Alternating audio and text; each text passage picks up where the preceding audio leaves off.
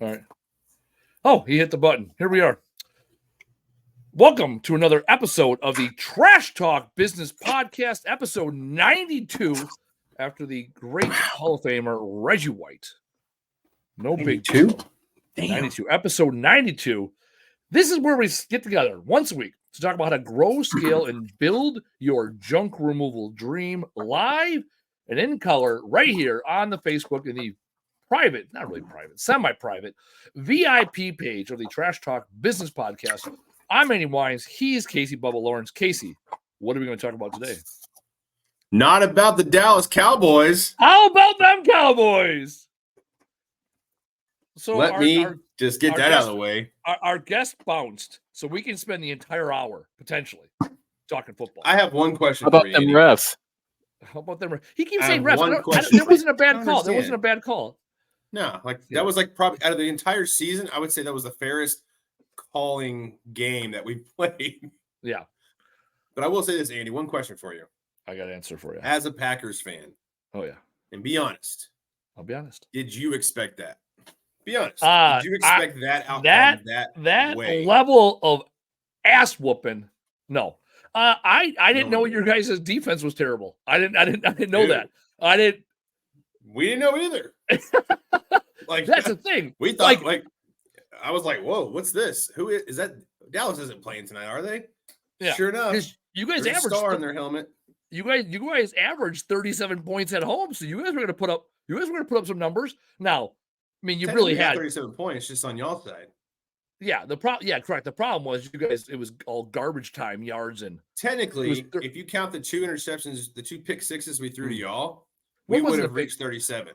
that's correct. One of them wasn't a pick six. One was, I mean, it might as well. It was a quick 19 yards.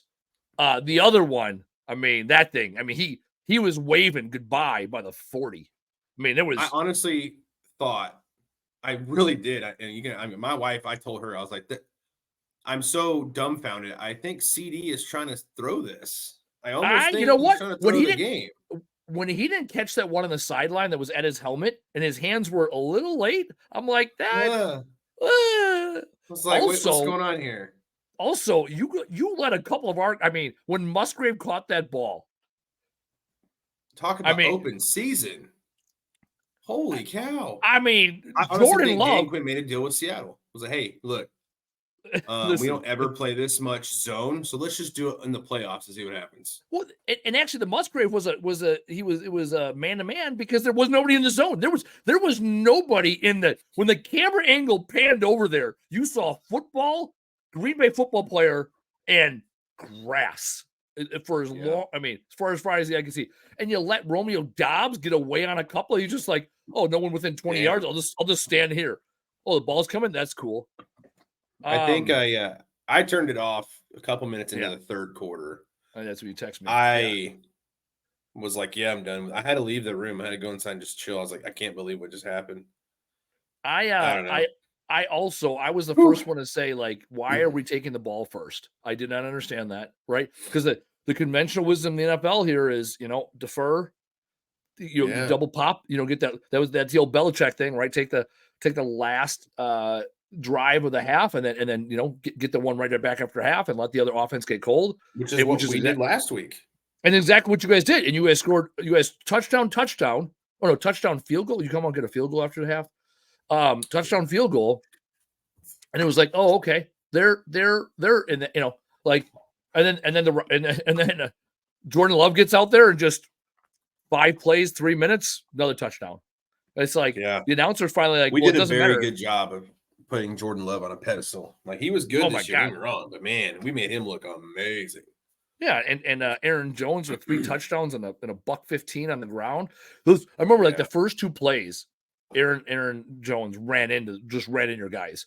And then it was like, man, this is me a 3 and out. And then you guys had a defensive hold or illegal contact, which was what it was. And then they got rolling on that drive. Call for Micah Yeah. Parsons. That's all I'm talking about. Like, finally, it's like, Oh woo. yeah. Yeah. No, that's the thing. Like, there was no controversy on the calls. Unlike your fucking the Cowboys bullshit went over the Lions with that fucking touchdown, not touchdown. That was both of them. That was both sides. If you looked at it, Was it a shoot we call? had a Okay. tripping call that wasn't tripping call, and then they got Yeah. You know what I'm saying? Like, Yeah. it was one of those things. the refs were being fair by being shitty both sides. All right, and again, I only saw the last one when 70 came in like eligible.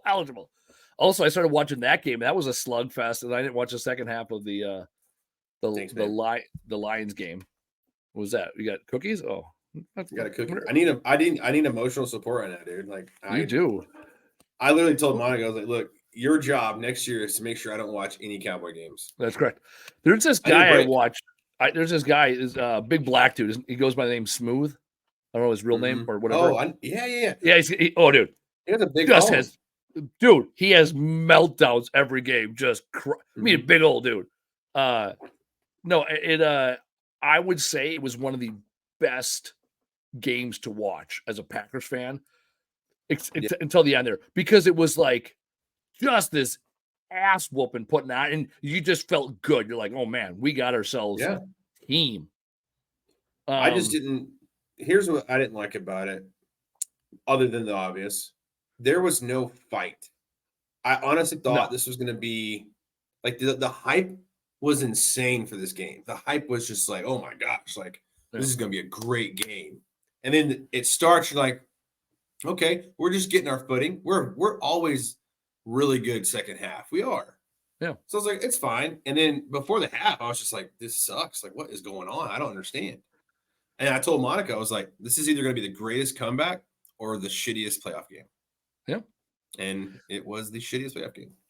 Yeah. For those of you joining us live, our guest bailed and who was our guest, by the way? Michelle. She's kid slipped on the ice, split his chin, something.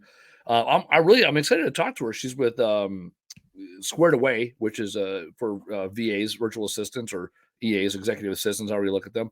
And I have an amazing executive assistant, Emmy, that makes the things happen. So I'm excited to talk to her about how she got started in that business, and also like why and when are the triggers. What's that? I know we should have. That would be bad. Have Emmy on here. I mean, why not? Like, because here's the deal. I'm actually working with a nonprofit, and I need an EA, an assistant. I do. I either need a virtual assistant or even a physical in person. But what I see on the nonprofit side and the property management side that Jake and I have with our real estate companies, it's like there's benefits there, and junk removal companies would be surprised how much they could offload to a virtual assistant to where it frees up their day to day. Without having, I did right before this, I did my Experience Andy Weins Live, which I do every Monday at 15:30 Central on all the platforms. And I was talking then about when there's things in your life that are busy work, you have to learn to delegate, automate, or eliminate. And ever since I've had Emmy, I can delegate shit to her, and often she'll find a way to automate it so it doesn't cost either one of us time. And that's even better, because she'll put the investment in to figure out how to make this go smoother, so then I don't have to, right? I'll put up with bullshit until it's like that pain point where it's like, all right, now I'm bugging over it. So yeah, that's one of the things I love about having an executive assistant. It's like once I've trained her to do certain things that are mind numbing for me or time sucks for me, she goes out and executes at a high level. And so, I am all about it. We'll have her on, the guest on eventually. That is the key. And this also goes with, because we will get to business here eventually. It really goes to business. When you first start as a business owner, you wear the 50 hats or the 100 hats. And, the in this industry, what we always hear is, what do I got to do to get out of the truck? And you know what? You got to delegate the responsibilities within the truck, in the business stuff, to somebody else. And then what ends up happening often is people then get sucked in the office, and what they really want to do is work on the business, and yet they're still working in the business. You got to learn how to delegate your revenue generating activities in the business, and also the non-revenue generating activities within the business, so that you can go out and generate more revenue by working on the business, working on the sales, on the marketing. Because when you work on your sales and work on your marketing, then you don't have to spend as much time in it. Because often what ends up happening is like, oh, revenue's slipping. Now I have to go jump into sales. And it's like, well, you didn't take the time to come up with a strategy or a plan. You didn't do the analysis. Like today, I pulled my analysis last year. I can account for of my revenue. I know exactly what percentage of my revenue came from realtors, and I can boil it down to the realtor themselves. Mhm. Now, there's opportunities within the data because we didn't always capture the realtor's name, and yet now it's going to change my decision making. So this year, my decision making is going to be less focused on let every realtor know who I am, and more focused on working on select relationships with select realtors Well, because you the could take data it a is step hidden. further. You Go could have ahead. taken a step further and I got track time. the brokerages that you work with Oh, and go to I them and already say, do. "Hey, look." Well, Yeah, I'm just saying you can go to them and say, yeah. "Hey, I go look, by yeah, I would love to have a partnership with you to where I'm saying, hey, we are partnered with Keller Williams, yeah. right? Which I have partnered And with K-Dub. Yeah, and they make sure that their houses get cleaned up by using camo crew, whatever. yeah. And next thing you know it, you can have that partnership go a lot further than just you knowing some agents. That's thinking outside the box, obviously. But to your point, I honestly think if you're going to start offloading tasks, Mhm. I think you start with the I know it's may sound backwards, the non-revenue producing ones first. The Oh, reason why, 100%. 100%. it's, yeah, it's because right now, so I talk this a few times, probably a week, but right now, if I'm the owner, the business owner, I want to go out there and engage with my customer and bring Yep. in revenue. At the Yep. same time, if I'm not doing that, if I'm stuck behind a computer updating my website or blog or whatever, my customers can't see me, right? Yeah. So it would make sense for me to say, hey, I'm going to pay you part time to just do this, this, and this. I'm going to go out there and hustle. And then once I start getting this flow of sales coming in, now I can train someone to take over that position Yep. and, rinse and repeat. No, I drove. But, So I drove. it's a Yeah. fear, I think, for some people. Well, because it's the investment. You're willing. What it is you're trading your dollars to free up your time. It's the complete Yeah. inverse of having an employee. Employees trade their time for your dollars. Now, right, the stages are simple. Day one, you wear 100 hats. You do all the things because you don't have enough jobs, so you're doing the marketing, and you only do enough marketing to get the jobs because once you do the jobs, then you're not doing the marketing and the sales and all those things, right? And then eventually, and you're answering the phones, eventually you sub out something. Often people will sub out the office stuff, the non-revenue generating stuff, good.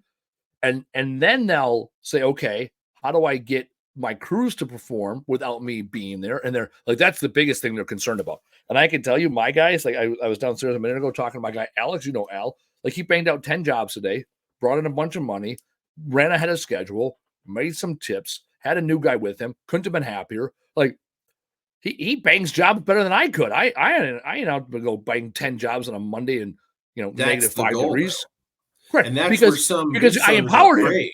I see, and that was so fucking weird to me because day one, when it was my brother and I, now I trusted my brother, so that helped. Business partner absolutely helped. But day one, we had my brother and we had an employee, and I go, my job is to not be on the truck. Mhm. Stephen Covey, 7 Habits of Highly Effective People. I began with the end state in mind, which was not be on the truck. That's the challenge. People are like, all right, I don't want to be on the truck. It's like, okay, so you're not on the truck.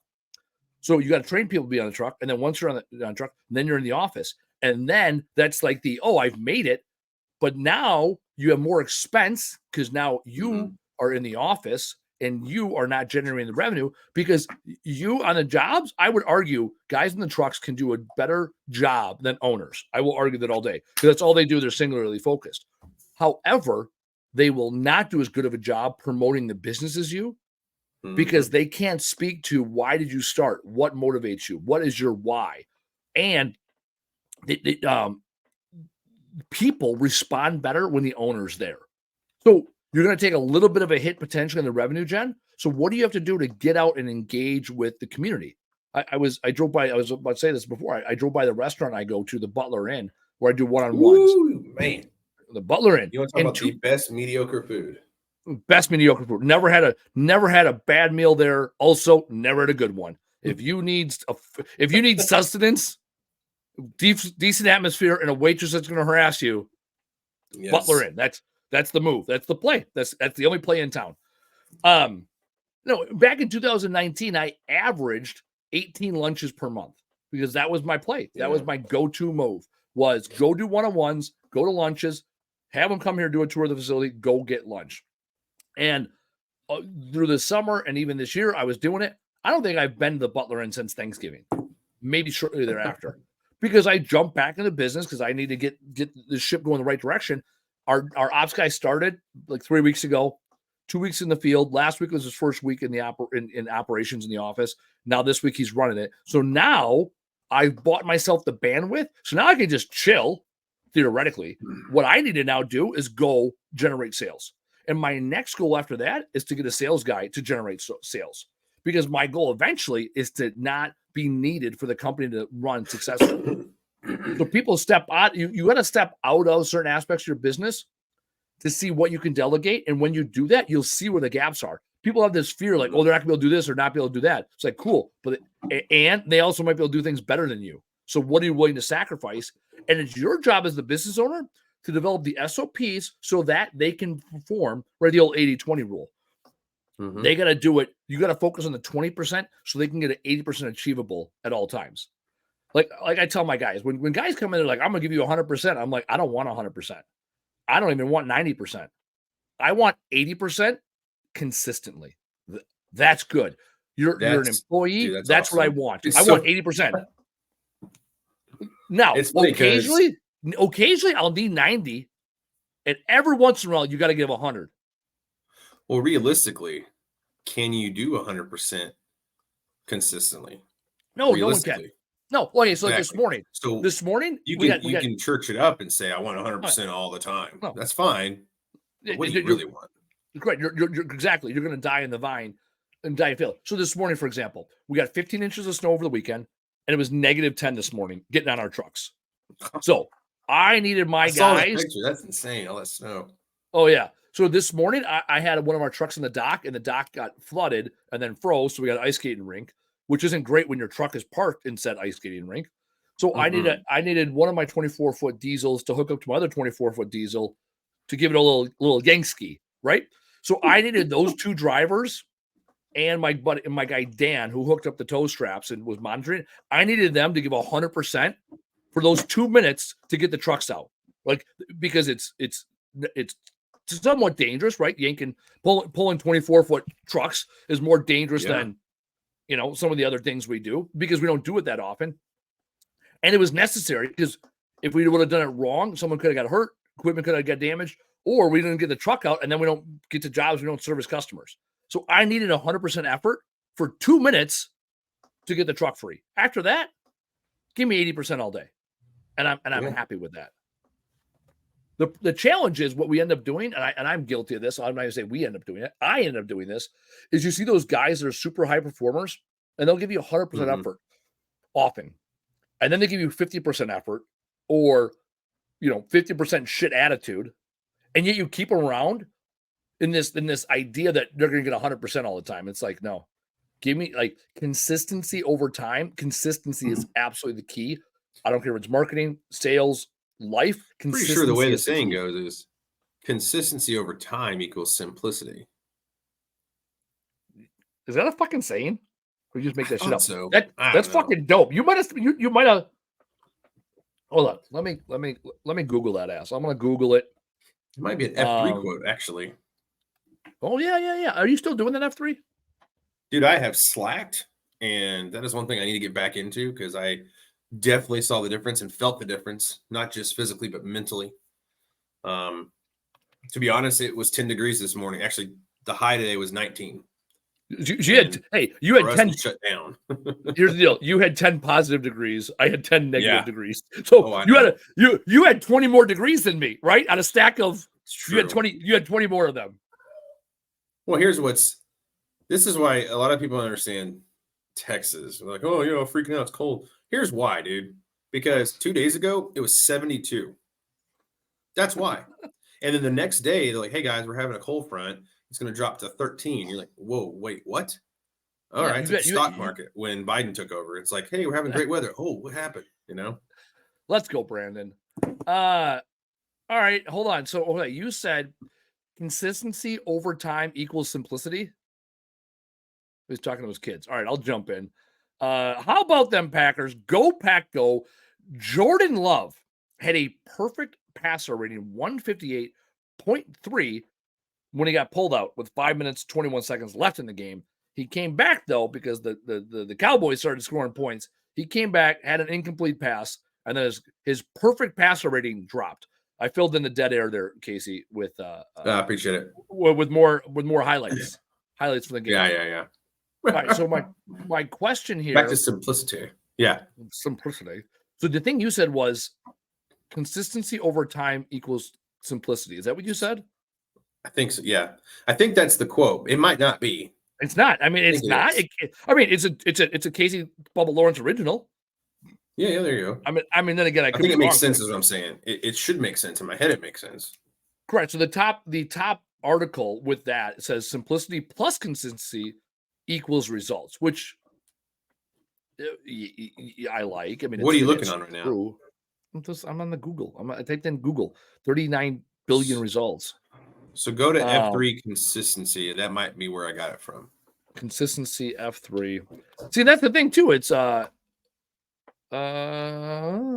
consistency F3 Nation. Simplicity is the foundation of consistency. Consistency is the third of 5. Where are we at? Hold on. All right, I started reading. Oh, consistency. Oh, of course I typed I typed the word consistency on a blog where the title of the blog is simplicity. Here we go. Yeah, that's what it says. Simplicity is the foundation of consistency. That's the actual thing. And then it does the standard principle of KISS, right? Keep it simple, stupid. Yeah. And that's the thing. Like I know that I have struggled in business and in life because I like complicated things. The more complicated, the better. The more interesting it becomes. So therefore, when things are simple, I often brush them aside, like, it's not that interesting, right? Versus being like, oh shit, how do I make this thing simple? So there you go. Those are my issues. Bada bing. Bada bing, bada boom. And of course, I got on the internet and I went to an article on LinkedIn. So then someone sent me a picture. I was on the Morning Blend this morning, which I go on every. I saw that. Congratulations! That looks cool. Yeah, no, it was good. Also, I got picked up by Spectrum News. So we're shooting a video next week about what we do to help veterans in the area. Because I've been consistent in my marketing approach. I've been consistent getting out there to a larger audience. And then even this Thursday, I almost flew you up. I was thinking about flying you up this Thursday. I'm getting an award, Titan 100, top 100 CEOs in Wisconsin. Yeah. It was on my. It was. By the time I looked at it, but it was late, and then Friday I'm out all day. So I was thinking, Casey should fly up Thursday, because talk about consistency and simplicity. We are, you and I are getting together in 3 weeks to plan out the Trash Talk Business Podcast. I guess that's a topic of conversation right now. What are you doing? You're booking your flight right now? Nice. Yeah. So I'm going to throw this out to the listeners, whether you are listening live right now on the interwebs or you will be listening after the fact. We want to hear from you. Actually, hold on. Taylor, that's what we need. Taylor put together a survey. Let's do that. Taylor, this is we call this in EOS. I'm part of EOS, which is the Entrepreneurial Operating System. That is the hashtag unofficial official sponsor of the day. Shout out EOS. They gave me a coffee mug. If I can get it to get in frame. There it is. Nailed it. That's pretty good. I'm a huge fan. Fan of EOS and coffee. Nailed it. What was I was getting down there? Oh yeah, IDS. So identify, discuss, and then solve. So we're going to identify some of the challenges we've had within our podcast. We had challenges, opportunities within the podcast. And what I want from the audience here is to give us a list of topics you want us to cover next year. Topics or guests. So Taylor, so the solution here, Taylor, I want you to put together a survey. We've never surveyed our guests. Or are not guests. We're not surveyed. We haven't surveyed our guests. We also never our listeners. That's right. I was going on the guests. Let's survey Taylor. Put together a 7-question survey for our listeners. And the reason why this is important is now, like I do this with our business. We have one for Camel Crew, and we do it probably quarterly. It's been a while.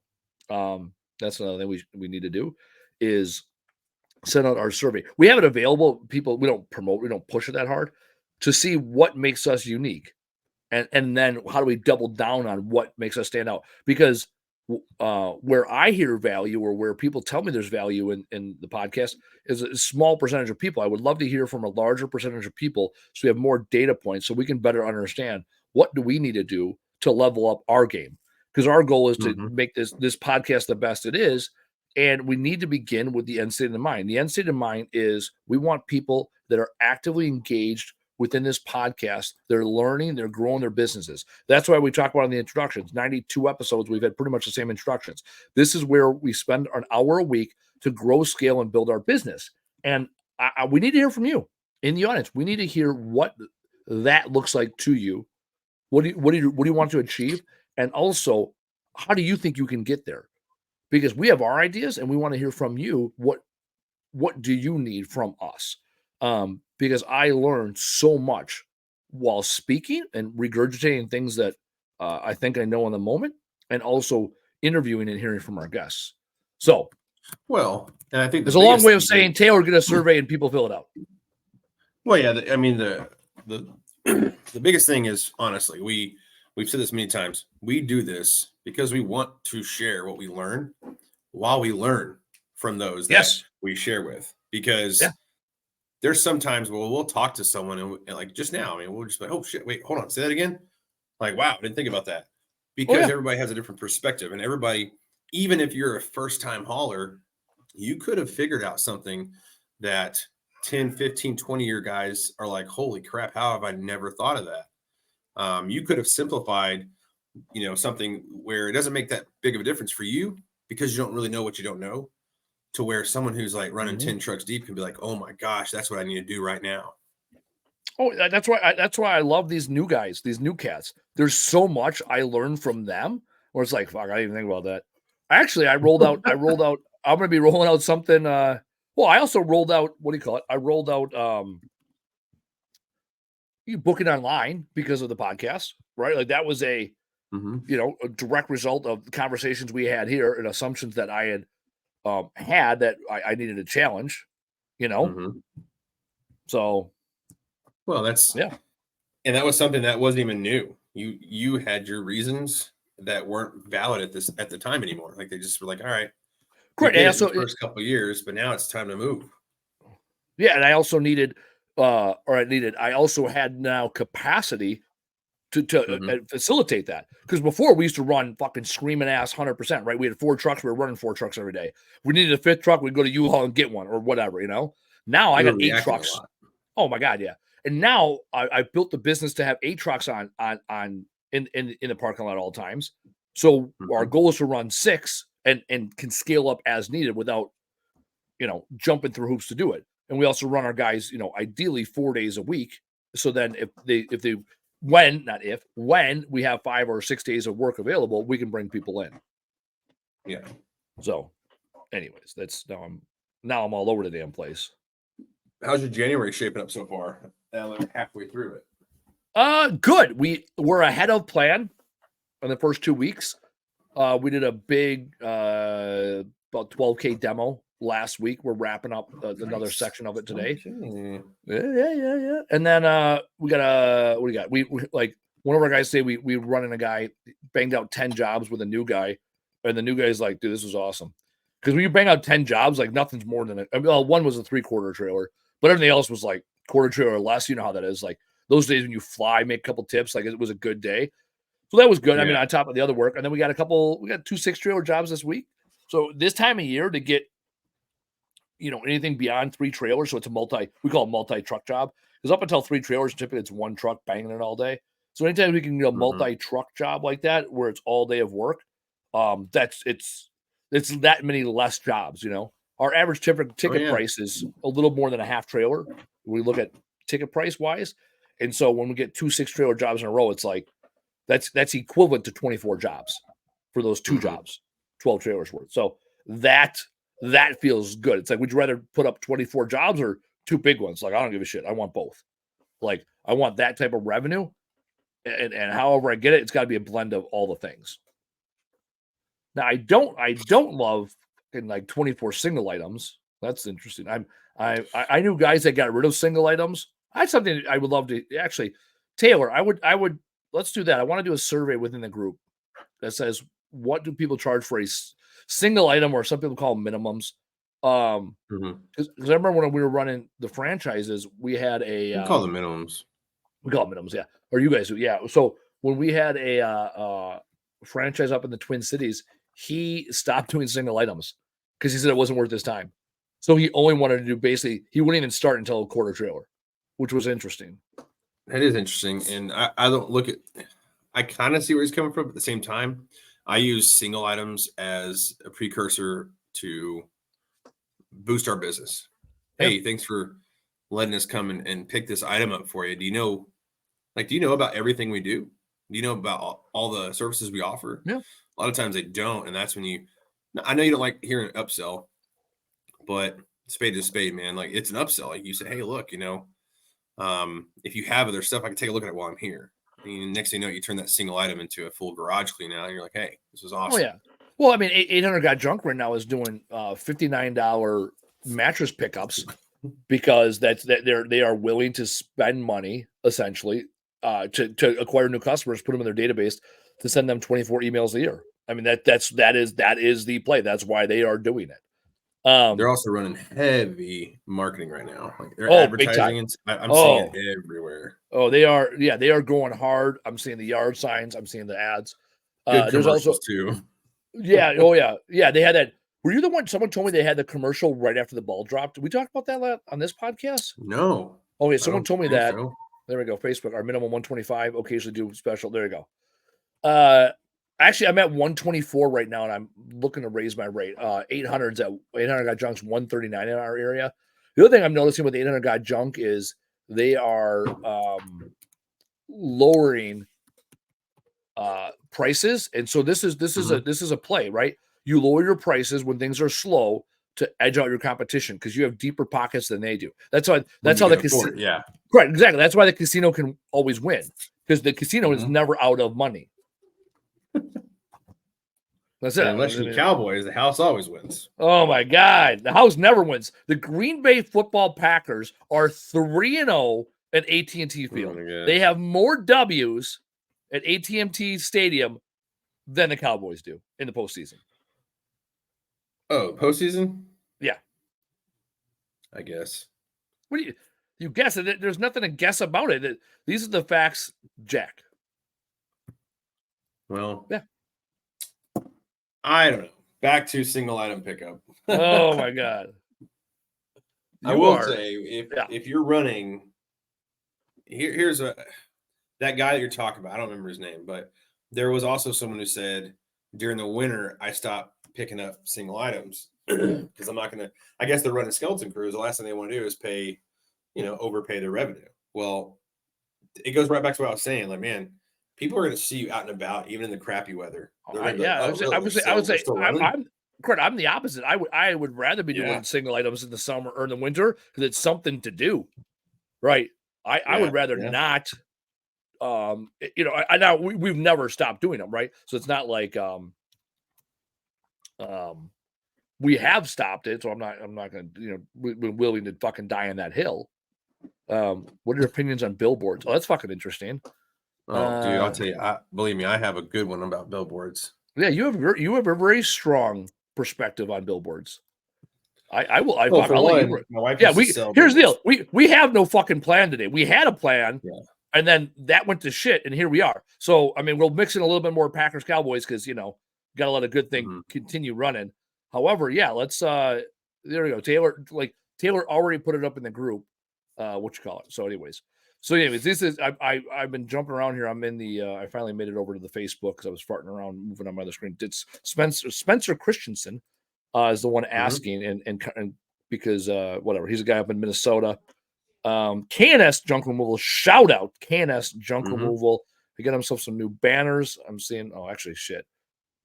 Oh, that's when he posted. Oh, I say that's when he posted in the group. Anyways, that guy came down and bought a hot tub dolly from me. Anyway, so go ahead. Oh, he's okay.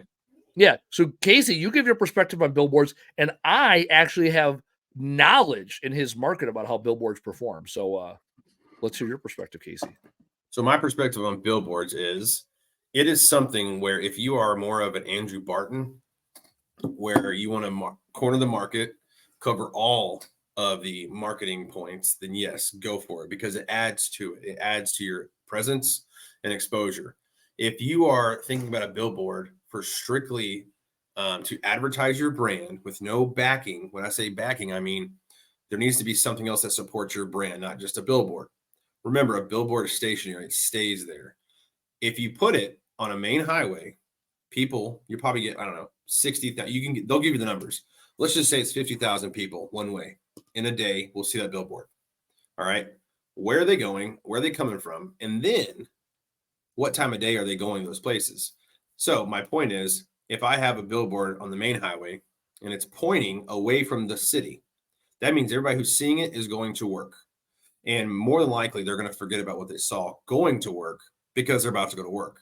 And when they're at work, they're not going to be like, oh, yeah, remember that billboard about junk? No. Now, you have a better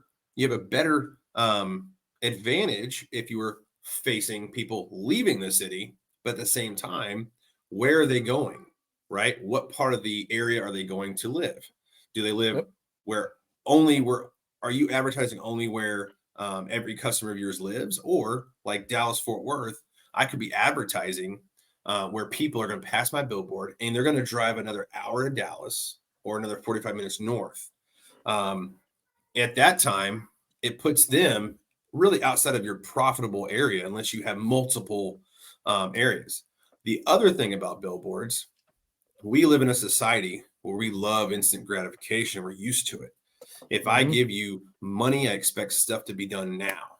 With a billboard, you need to have at least 6 months ready to spend on that billboard, at least, before you can expect one job from it. Now, I'm not saying this is going to happen every time, but I put up a billboard when I moved out into the country. And I put up a billboard on a main, it wasn't a highway, it was a 2-lane road, but it was a main route from a bigger city to smaller cities around a lake, whatever. It was a main thoroughfare. The only reason I did it is because it was $400 a month. It was extremely cheap. And that included the graphics and vinyl. So I was like, for that much money, it's worth it because I'm this big, huge DemoWorks billboard. So where if I get one job that equals, $5,000, which all my smaller demo jobs were way more than $5,000, it made sense. Even if I didn't get it until 1 year later, right? That made sense for me. If I were to do the same billboard a few miles down the road where all the congestion is, it's about $5,000 to $10,000 a month. So you just have to weigh out the cost, weigh out what your expectations are, who are you trying to reach, and when. The other thing is you have electronic billboards now that change.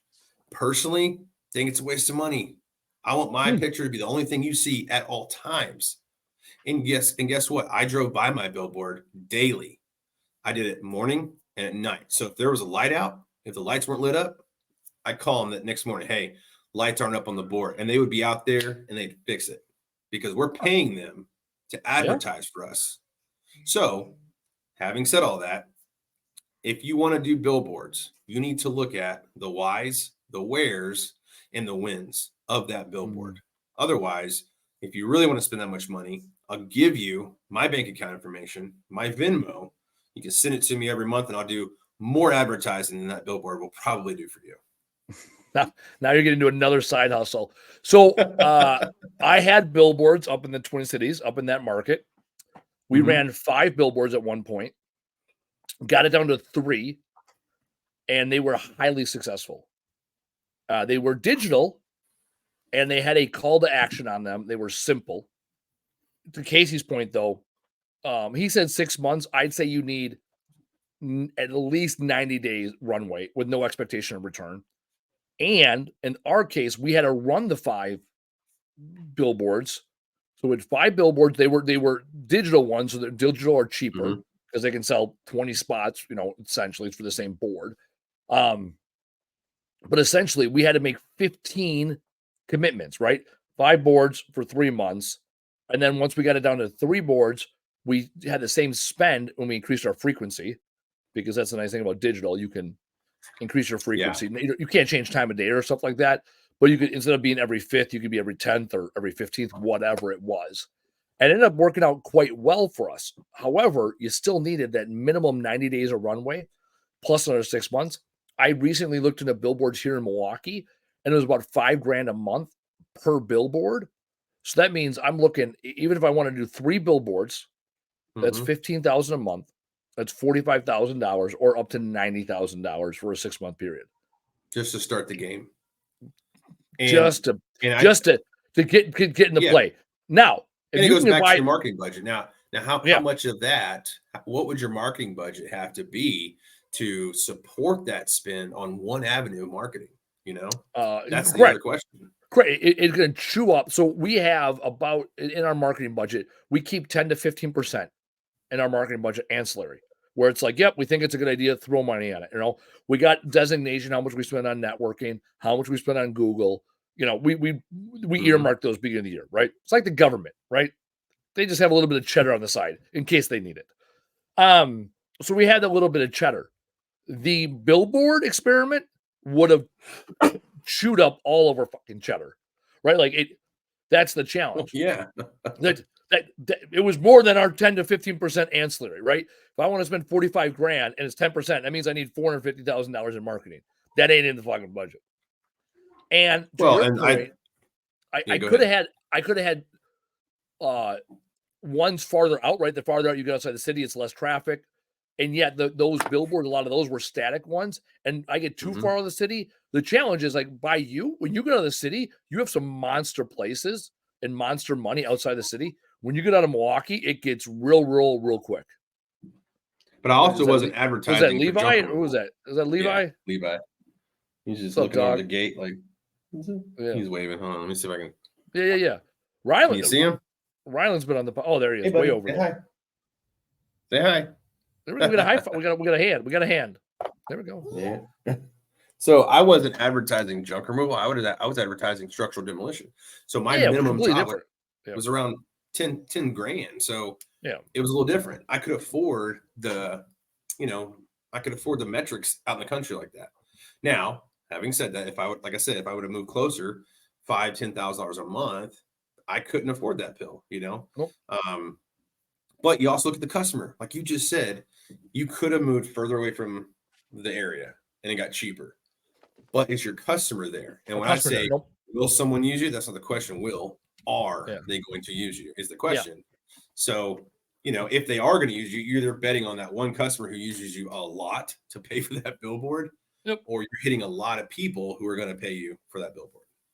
Well, we ran an experiment today with how many dollars we spent on one real estate firm last year, and we're like, okay, do it all over again. Can we get more mileage out of that same money, right? Because money is the equalizing metric, and whether it's billboards or another choice, it was like, we gotta. It's not about conserving the dollars. This isn't like, I remember I was watching, analyzing somebody's P&L statement, and they spent like 2.1% of their top line revenue on marketing and advertising. Like, I kept it cheap. I'm like, cool. If you would have doubled that, would you have spent 5% to double your sales theoretically? They're like, well, yeah. I'm like, well, then why didn't you? Well, they spent like 80%. They spent 80% of their marketing budget that they spend, which was way low, in Q1. So it's like, hold on. So when it was slow, you spent the money to build the customers, and then you had the customers all summer, and then you wondered why you fucking shit the bed in Q4. Every year that happens. Like Q3, there was a month they didn't spend a single dollar attributed to marketing. And I was like, what are we doing here? Now, I will say, I think you should have a fluid marketing budget. That's my personal opinion. Oh, yeah. I load up Q1. You have months that are...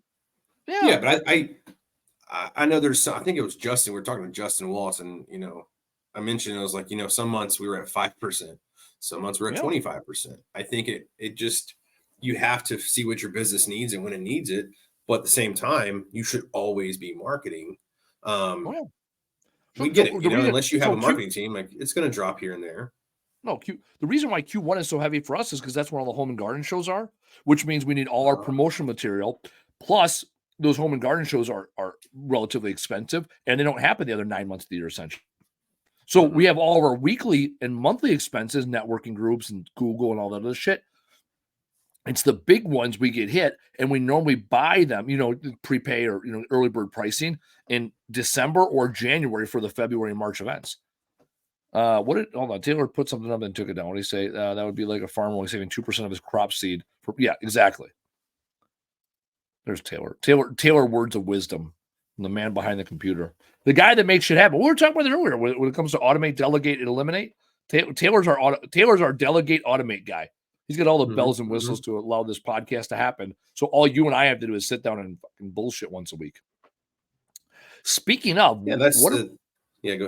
What are we going to talk about now that the Cowboys are out of the playoffs? Like, I'm going to root for the Lions. Okay. All right. You know why? Because they're an underdog, and I like Dan Campbell. I don't like the quarterback. I think quarterback's useless. He's stupid. But there's a reason LA got rid of him. Let's just be honest. Let's be honest. But they're playing. You know what? They're playing. See, okay, you're going to double dip if you root for the Lions.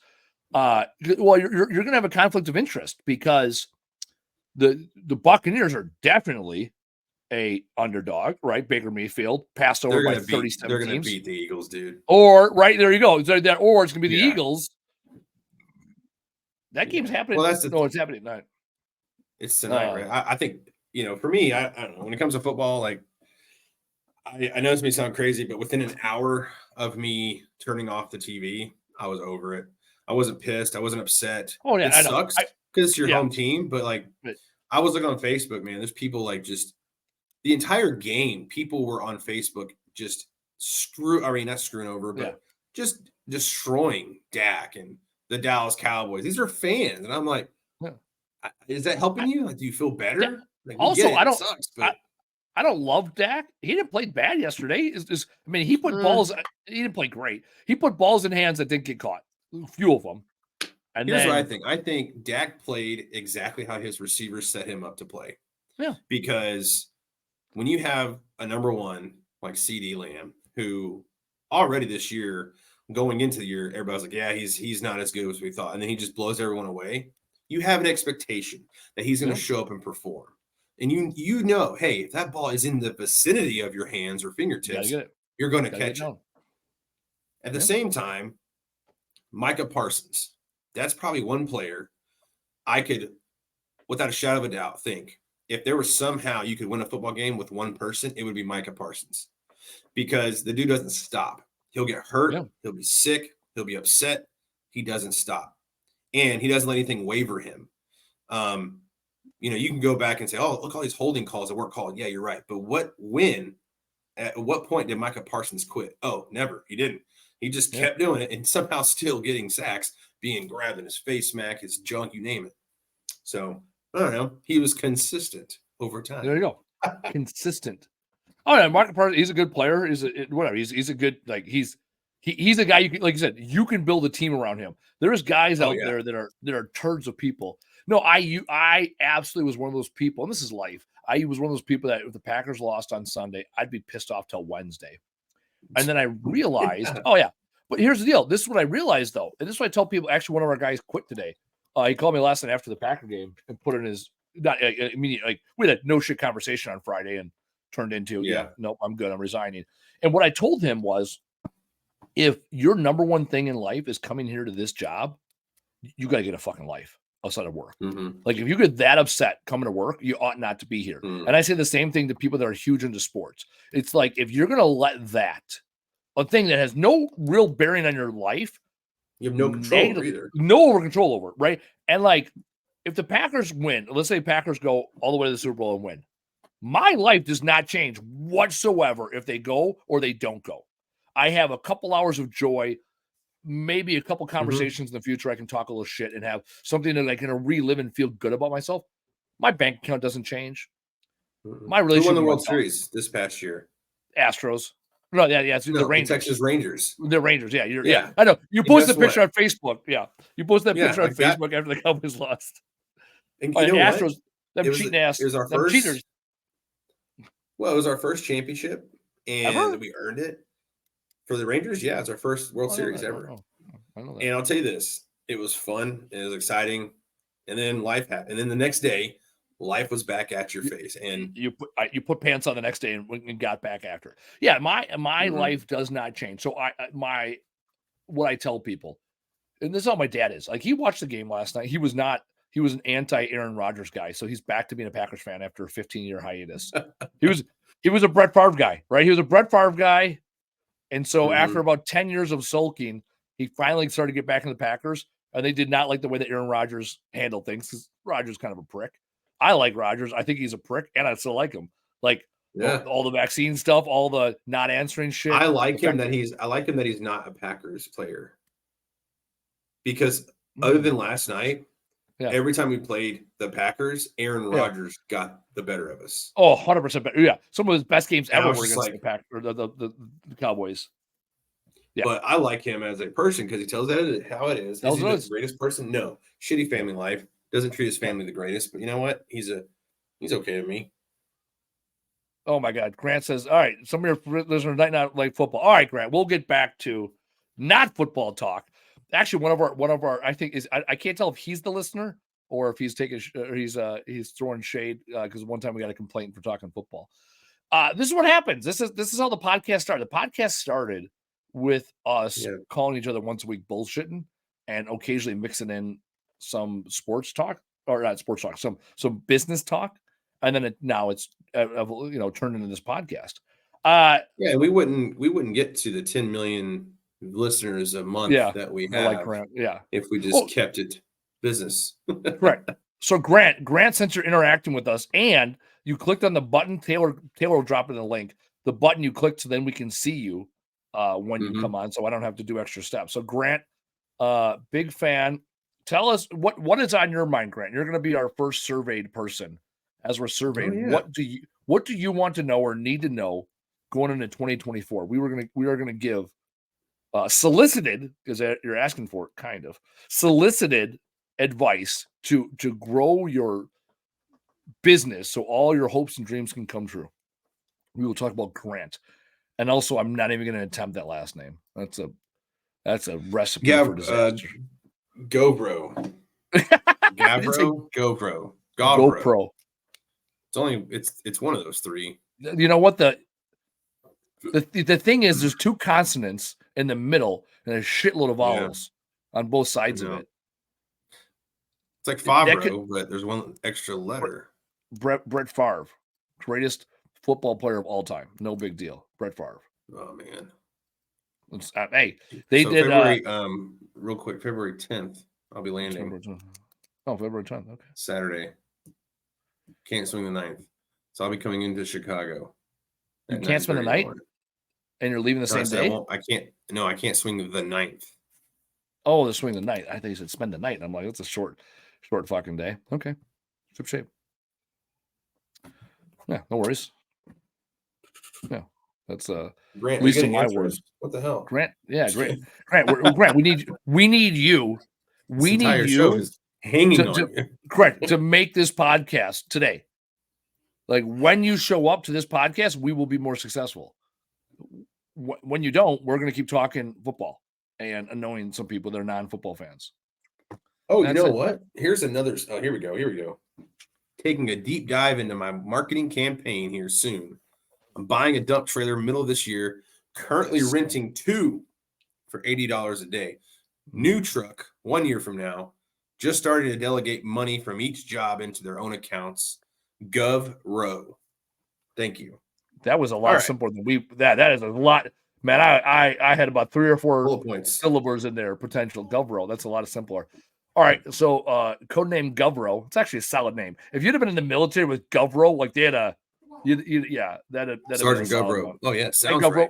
Yeah, sounds good. Sergeant GovRow. Like, yeah, I'd follow that guy in a fucking battle. All right, buying dump trailer in the middle of this year. Currently renting 2 for $80 a day. So your cost of goods is $160 a day, $800 a week. Is that no 100 or is it $80 collectively? So $400 a week. 2 for $80 a day. So that's $160 a day in rental. That's what I'm trying to figure out if it's 2. I understand that. Yeah, I don't like that math. 2 for 40 each, or yeah, 80 2 for each? 40. Yeah, that's why that's the math I'm mathing here. Yeah, that math sucks. Ooh. That does not. Yeah, go get financing on a trailer. Buy a dump trailer in the middle of this week. That's my first recommended. Also pull the 16-foot utility when the dumps don't need it. All right, so he's not renting it every day. Don't rent it only when I need it. Got it. All right, they're all right. $80 once a week. Yes, I can stomach that. Each is 80 per day. All right, now we're tracking like a hi-fi VCR. All right, so yeah, rent a trailer every now and then. Yeah, so if you look at your cost, the question is why? Yeah, why do you rent the dump trailer? You're spending $320 a month on average for that same $320 a month. That's $3,600 a month. Even with juice, you could finance a dump trailer over 48 months. That's the hillbilly math. Well, and if you don't have, maybe he doesn't have the room for the trailers. I don't know. But if you, here's the need, right? Do you need the dump trailer, or sometimes, because obviously he started off with a utility trailer, like a lot of correct. My math is simple. But 60, you go buy the dump trailer, you allocate $400 a month. That covers, that's about a $325 to $350 payment, depending on your interest. Plus it's going to be another $50 in additional insurance for that dump trailer. Not much. Insurance isn't that much. You do, like, it's a title thing. So take that $400, invest in the dump trailer. Then you have your utility trailer as a backup trailer. So now you can go, being a one truck operation, now you can go bang 2 trailer jobs, 3 trailer jobs without having have room in the side yard. Dude. There you go. Dude. Govro, I had to look it up. Govro. I'll finance it. I'll finance it to get you in a dump trailer. I'll take the 8% interest. I'm good with that. Take a look. Taylor clicked. See, this is why I like Taylor. He said, we do have to get with there we go. I see. Oh yeah, I did see this picture. I do fucking love this picture. I saw this. I think you shared, or Taylor shared this with me this weekend. I gotta hold on a second. We gotta share this shot from the old Govro. Hold on, I got 2 Facebook tabs open. Venice junk removal. There it is. Check that thing out. Put the old. Share it. Can you see it? Nice. Yep. What is that? It's not a S10. What was the GMC equivalent? It's a 1500. Is that a 1500? Yeah, it's a single cab. That's a lot of fucking weight, and I mean, yeah, I get it. Yeah, go get yourself 5,000 pounds. I suppose. Get yourself a. The other thing I got to point out real quick from the group, if I can. Strong ramp. All right, here's the other thing. This is so. This was the question that Taylor posted this week in Snap and Share a comment. This is my favorite one. Taylor told me about this, and I was like, I love this. Skip. I learned hot tubs are more difficult. Or I'm sorry, I learned indoor hot tubs are more difficult than outdoor hot tubs. Let me tell you, Skip. You could have just listened to the podcast for an hour, and this is. I'd say this is probably at the 1 hour mark. At this point, maybe, right? And then, that's the finished product. The problem is getting these other 2 cuts when you can't get behind it, and you're just this cut, and then this cut. That's hillbilly math. That's a 2-hour job minimum. So a couple of things of feedback. Yes, we've covered this in the podcast at some point. So if you haven't heard it before, you need to price out. I would add 2 to 3 hours of additional deconstruction on your hot tub price, because that's how long this is going to take to fuck around. Somebody in the comments will go, I'll get that done in an hour. Fine. I'll charge you 2, and I'll make it less if it ends up being less. I had a hot tub like this, built in like this, in a basement one time. And I was like, I don't even know where to start. And they couldn't drain it really well because the other rooms had carpet in them. So we ended up putting a pump in there, and then poking it. That still leaves about 3 to 5 gallons in the bottom. Exactly. And then exactly. So we had to put a bunch of towels, because it was like this. There was like 3 feet. These people bought this house, whatever it was, but they had a hot tub in the basement, and then 2 rooms, basically the room coming out of it and the room adjacent to it, both had carpet in it. It was like the stupidest shit. And of course they didn't want the carpet to get wet. Okay, so first thing, Skip, listen to the podcast. That's what you need to do. And for other people, you're welcome. Now you know what happens. Indoor hot tubs take longer. Second thing, and this would bother the hell out of me, because this is the reality. Because I used to sell power tools. I'm a man. I'm a man of the yellow. I like the shirt. I don't like the color of your power tools. You got a cordless Ryobi recip saw. Let me tell you something, Skip. Ryobi die within 15 minutes. That's why it's on the floor. You know what? They ain't for fucking winners. All right. I'm not getting into a pissing match between DeWalt, Milwaukee, Rigid. I'm a yellow guy. I will only buy yellow. And that's significant because the Milwaukee world headquarters is 3 minutes away from my shop. Every time I drive south, I can see the Milwaukee world headquarters. I do buy their recip saws, the old Sawzall brand. They make the best around. I like the weight distribution of DeWalt's. I was raised on yellow. That's fine. Other people are like, oh, I'll die with Milwaukee. I'm not going to argue with you. Good on you. Rigid, not great. It's made by the same company as Ryobi, which also owns Milwaukee in a long roundabout way, whatever. Anyhow, Ryobi, Black & Decker, Cobalt, those are all consumer grade brands. Step up your fucking game. Step up your fucking game. Buy the commercial grade brand. I can see if you did that, you got the red Milwaukee Sawzall corded at that. When you're going into a known situation, all of our guys, we have corded recip saws in all of our trucks. We also have cordless ones. Cordless ones are for nipping off little things as needed. More than likely, you got to grab the cordless or you got to grab the corded. So, yeah, get rid of this Ryobi crap. Invest in good tools. Ryobi is for DIYers who are bored. That's what I say. It's consumer grade. It's consumer grade stuff. That's what it is. I used to sell power tools for a living. An above ground planter. All right, here's some balsa wood and Ryobi. Yeah, you know what? You might as well go to Harbor Freight and buy their fucking what is it? Max. What is that? Because Menards better because they're lifetime warranty. Like it's true. Menards has Max Force. I want to say it's green. I don't know if y'all have Menards. Menards is the third. John Menards, right here in right in where is he? Outside of Eau Claire, Wisconsin. John Menard, Wisconsin-owned business, third largest consumer, big box home improvement store outside of Lowe's and Home Depot. So shout out. But there's this Max Force. Those are fucking garbage. However, hand tools, I'll buy the cheapy hand tools. Like I have a Max Force toolkit and I bought the wrenches. They're fine. I don't need to buy the fucking black oxide wrenches on shit. So I scrap. Now I don't buy shit because I get it all for free from jobs. So Max Force. Spencer, what is Harbor Freight's their brand? Here, you look that up. They have the red. They have that red. Spencer asked, "What are the best advertising methods you use in your market?" Google Ads. Here. I'll tell you what. I'll tell you what the answer is. Whatever works. That's what you use. Andy's market is different than my market. 100%. And we've said this, I don't know how many times. Yard signs were one of our biggest. One of our biggest lead gens. Yard signs do dog shit for me. Here we go. Yeah. This is, if you want to go cheap, I implore you to commit to cheap. You need 13. That's right. God, 1999. No, 13.99. Warrior. I can't remember the brand name. Mm-hmm. Harbor Freight. You want cheap, shitty tools? Harbor Freight.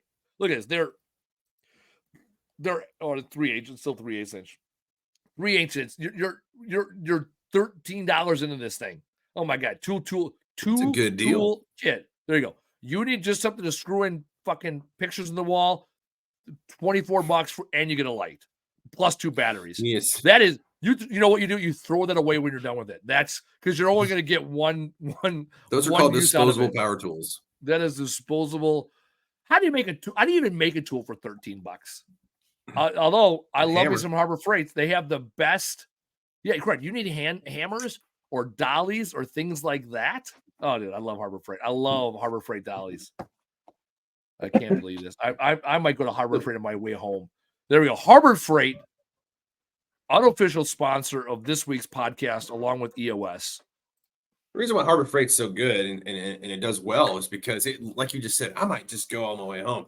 It's because you don't need anything from there, but it's so cheap. You're going to figure out a way to need something. You're like, look, it's only $5. Like you can't beat this.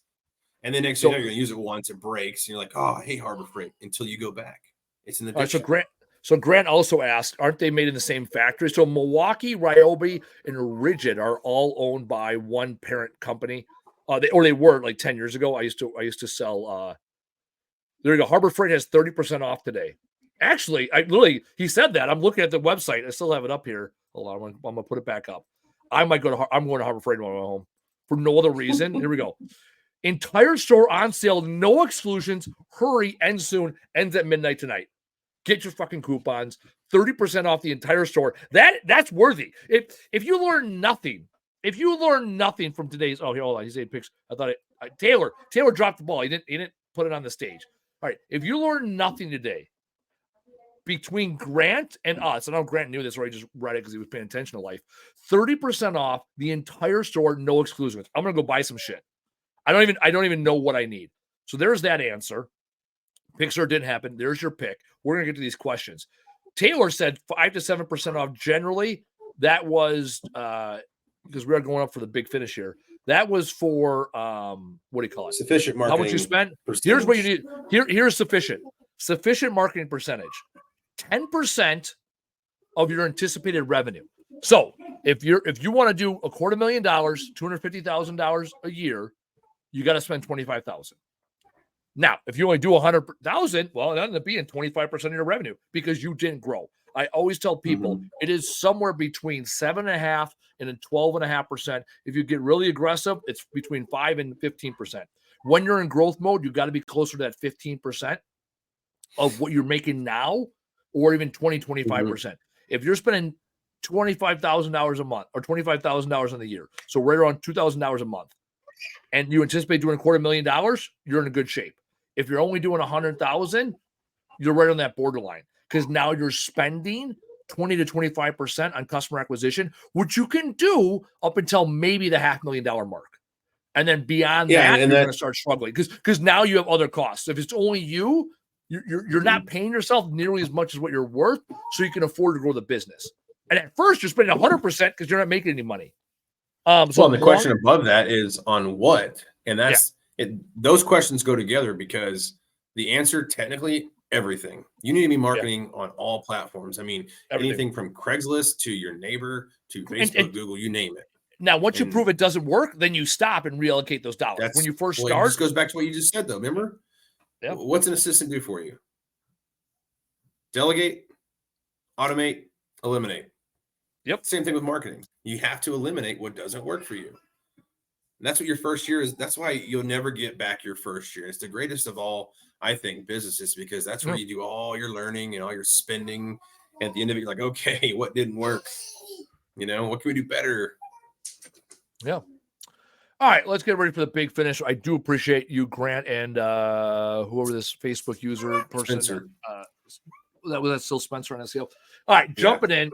Let's get to the big finish. Casey, what was your top takeaway today? My top takeaway, man, we touched some good points.